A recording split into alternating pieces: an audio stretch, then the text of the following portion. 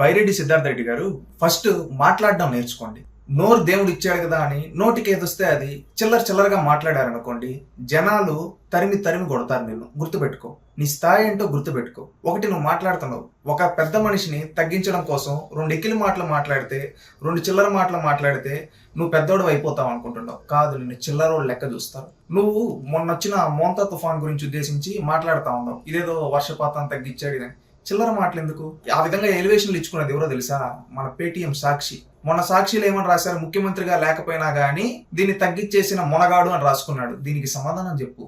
అంతేగాని చంద్రబాబు నాయుడు గారిని ఉద్దేశించి ఆయన ఆ రోజు మోంతా తుఫాన్ వచ్చినప్పుడు రాష్ట్రంలో ప్రాణ నష్టం జరగకూడదని చెప్పి ఎక్కడికక్కడ అలర్ట్ చేసి ఆ తుఫాన్ నుంచి ఆ ప్రాణ నష్టం జరగకుండా ఎక్కడికెక్కడ పంట నష్టం జరగకుండా అంచనా 24 గంటల కేంద్రానికి పంపించి అక్కడ ప్రజలకి ఏవైతే కావాలో నిత్యావసర సరుకులు, దానికి సంబంధించిన ఆదాయం ఏదైతే వాళ్ళకి 3,000 రూపాయలు ప్రతి కుటుంబానికి ఇచ్చి ఆదుకున్నాడు. గతంలో జగన్మోహన్ రెడ్డి ముఖ్యమంత్రిగా ఉండేటప్పుడు ఎప్పుడన్నా 24 గంటలు ఈ విధంగా చేశాడు? ఒక ముఖ్యమంత్రిగా ఉండి ఎక్కడెక్కడ పంట నష్టం జరిగింది డైరెక్ట్ ఫీల్డ్ విజిట్కి వెళ్ళి చేశాడు. గతంలో జగన్ సెట్టింగ్లు వేసుకొని చేసుకున్నాడు. నీ భాషలో ఇదే చెప్పాలంటే వేరే విధంగా చేసుకోవచ్చు. సెట్టింగ్లు వేసుకున్న వ్యక్తి ఎవడని చెప్పి మేము దిగజార్చి మాట్లాడగలం జగన్మోహన్ రెడ్డిని. అది మా సంస్కారం కాదు, గుర్తుపెట్టుకో. నువ్వు ఇంకోటి లోకేష్ గారిని ఉద్దేశించి మహిళల ప్రపంచం, నువ్వు ఒక ఎక్స్ శాప్ చైర్మన్, నువ్వు అలా మాట్లాడచ్చా? నువ్వు శాప్ చైర్మన్ గా ఉండేటప్పుడు క్రీడలకు తీసుకున్న ఏమైనా వినూత్నమైన మార్పులు ఒకటి చెప్పు అంటే చెప్పలేవు. ఆడుదాం ఆంధ్ర అని చెప్పి రాష్ట్రంతో ఆడుకొని జీవితాలు నాశనం చేసి ఆ రోజు ఏవి పీకల మీరు పీకింది ఏంట్రా స్పోర్ట్స్ అంటే నువ్వు శాప్ చైర్మన్ చెప్పుకునే దానికి గుండు సున్నా. మళ్ళీ నువ్వు ఈ రోజు అక్కడ మన భారతదేశం మహిళలు ప్రపంచ కప్ ఆడుతూ ఉంటే ఒక భారతీయుడుగా మహిళలను గౌరవించే వ్యక్తిగా ఆ మ్యాచ్కి వెళ్ళాడు ఆయన, అంతే. దాన్ని నువ్వు దిగజార్చి మాట్లాడుతా ఉన్నావే. గతంలో నువ్వు శాప్ చైర్మన్ గా ఉన్నప్పుడు శాప్ లో ఒక అధికారి మహిళల్ని లైంగిక వేధింపులు చేసుకున్నాడు. దానిపై నువ్వు తీసుకున్న చర్యలేంటి? చెప్పు, సమాధానం చెప్పు.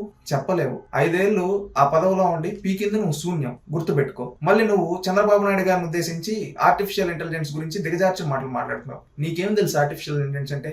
ఇంటర్ పాస్ అయ్యో బీటెక్ ఎగ్గొట్టినాడు. అంటే ఒక భాషలో చెప్పాలంటే ఇంటర్కి ఎక్కువ బీటెక్ తక్కువ. సిద్ధార్థ రెడ్డి, నువ్వు ఈ రోజు ఆర్టిఫిషియల్ ఇంటెలిజెన్స్ గురించి నువ్వు మాట్లాడతావా?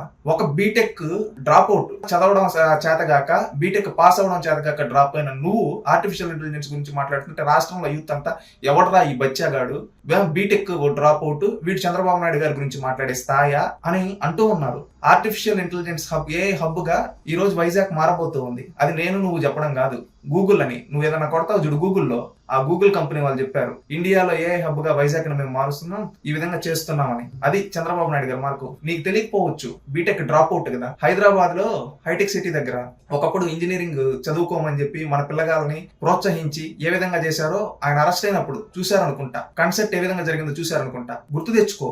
ఎందుకు ఎకిలి మాటలు? నువ్వు చిల్లర వ్యక్తివి. నువ్వు 10 చిల్లర మాటలు మాట్లాడితే నువ్వు నాయకుడు అవుతావు అనుకుంటున్నావు. చిల్లరోడు అంటారు నిన్ను, గుర్తుపెట్టుకో. నీలాంటి చిల్లరోళ్ళకి తీసుకొని వచ్చి పదవులు ఇచ్చిన జగన్మోహన్ రెడ్డి ఎలాంటోడో రాష్ట్రంలో ప్రజలందరూ చూస్తూ ఉంటారు. రాజకీయ నాయకున్నప్పుడు హుందాతనంగా మాట్లాడడం నేర్చుకో. నీలాగా మేము మాట్లాడగలుగుతాం, నిన్ను చాలా మాట్లాడొచ్చు. నువ్వు మాట్లాడిన మాటలు నీలాగా 10 సెటైర్లు వేస్తే పెద్దేదో నువ్వు తోపు అనుకుంటున్నావు. చిల్లరోడు అంటారు, గుర్తుపెట్టుకో. సక్రమంగా మాట్లాడడం నేర్చుకో. ఎక్కిలి మాటలు ఫస్ట్ బీటెక్ పాస్ కాల నువ్వు కూడా మాట్లాడతావు. శాప్ చైర్మన్ గా పీకింది లేదు, నువ్వు మాట్లాడతావు. నువ్వు చంద్రబాబు నాయుడు గారి గురించి మాట్లాడితే మోంతా తుఫాన్ వచ్చినప్పుడు నువ్వు ఎక్కడ మునుకో ఉన్నావు? మోంతా తుఫాన్ వచ్చినప్పుడు జగన్ ఎక్కడ మునుకో ఉన్నాడు? ఏ రాష్ట్రంలో ఉన్నాడు? మోంతా తుఫాన్ వచ్చినప్పుడు చంద్రబాబు నాయుడు గారు ఎక్కడ ఉన్నారు? రియల్ టైం సెంటర్ లో కూర్చొని ఎక్కడికక్కడ మొత్తాన్ని పరిశీలిస్తూ ఎక్కడికక్కడ వాళ్ళ అధికారులు అలర్ట్ చేస్తూ ఉన్నాడు. జగన్మోహన్ రెడ్డి ప్రతిపక్ష నాయకుడిగా బాధ్యత లేదా? ఎక్కడ కూర్చోన్నాడు? పక్కన ప్యాలెస్ లో పనుకో ఉన్నాడు. 11 రోజుల తర్వాత వచ్చి షో చేశాడు. ఇది మీ చరిత్ర. ఎవడు ఇక్కడ షో చేసింది? జగన్ రెడ్డి కాదా?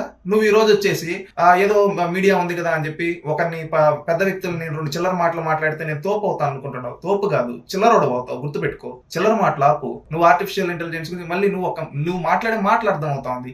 మహిళలు ప్రపంచ కప్ గెలిస్తే దాన్ని అభినందించాల్సింది పోయి అందరూ మ్యాచ్కి వెళ్తారు, చాలా మంది వెళ్తారు. ఎందుకు? మద్దతుగా, దేశానికి మద్దతుగా వెళ్తారు. అలాంటి దేశానికి మద్దతుగా మన మహిళలకు మద్దతుగా అక్కడ మ్యాచ్లు ఉంటే లోకేష్ గారి దగ్గర తెచ్చి మాట్లాడుతున్నావు. అక్కడ నీ స్థాయి తెలిసిపోవాలా? నువ్వు ఎలాంటి వాడువు?